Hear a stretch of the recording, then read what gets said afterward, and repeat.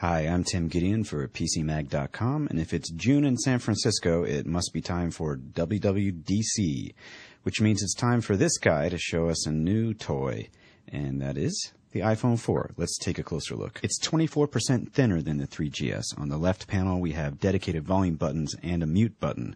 On the top panel, there's a headset jack, a mic for noise canceling, and a sleep-wake button. On the right, a micro SIM tray. The bottom panel has the main mic, a 30-pin connector, and a speaker. The back now has the camera plus an LED flash, and of course the front panel has the 3.5-inch display and a new front-facing camera, plus the trusty home button. So the new touchscreen has a name, the Retina display. It's a high-res display that shows 320 pixels per inch, and it's been optically laminated to reduce light diffraction.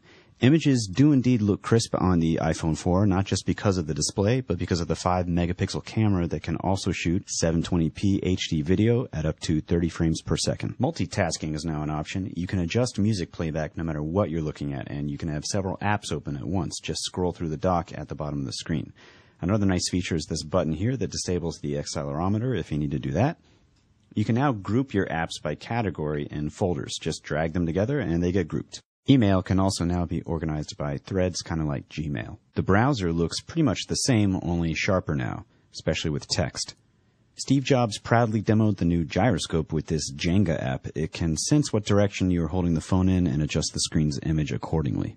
iBooks is now on the iPhone, only with a new touch. You can view PDFs. They look pretty excellent on the high-res screen, and iBooks also has new note-making and bookmarking features. So let's talk about that camera. 5 megapixels, 5 times digital zoom, tap to focus, LED flash, but to me, the coolest feature is the new iMovie app. The software I'm using to make this very video is now an app for HD video editing on the iPhone, and like the computer software, it looks pretty intuitive. Of course, most people think the best new camera feature is the front-facing lens that makes this possible. Video chatting between iPhones, or what Apple adorably calls it, FaceTime. The accelerometer also works pretty seamlessly in the FaceTime continuum. You can also adjust in which corner you'd like to have your inset for your FaceTime chat. It only works between iPhones, obviously, and it only runs on Wi-Fi right now, but I imagine it'll be a very popular feature and probably add a new horrifying dimension to drunk dialing. Just like with the iPad, these new features come to you courtesy of Apple's A4 chip. We got a rare look inside the guts of the iPhone, which means a lot of internet videos involving iPhone dissections will no longer be necessary. The battery got bigger, and thus so did battery life. Apple's numbers are usually fairly accurate, so what you see here is probably close to what you'll get, and that's pretty impressive.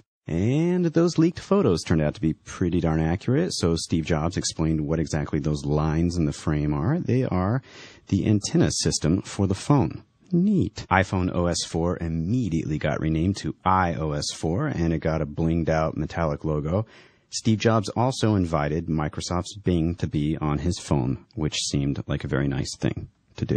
The new iPhone 4 16GB model is $199, and the 32GB model is $299, and the iPhone 3GS still kicking at 8GB and $99. Not like those prices matter because it's an Apple product and people are addicted. But will it live up to the hype? We will answer that question when we get the iPhone 4 in the PCMag labs. Until then, thank you for watching. I'm Tim Gideon. So long.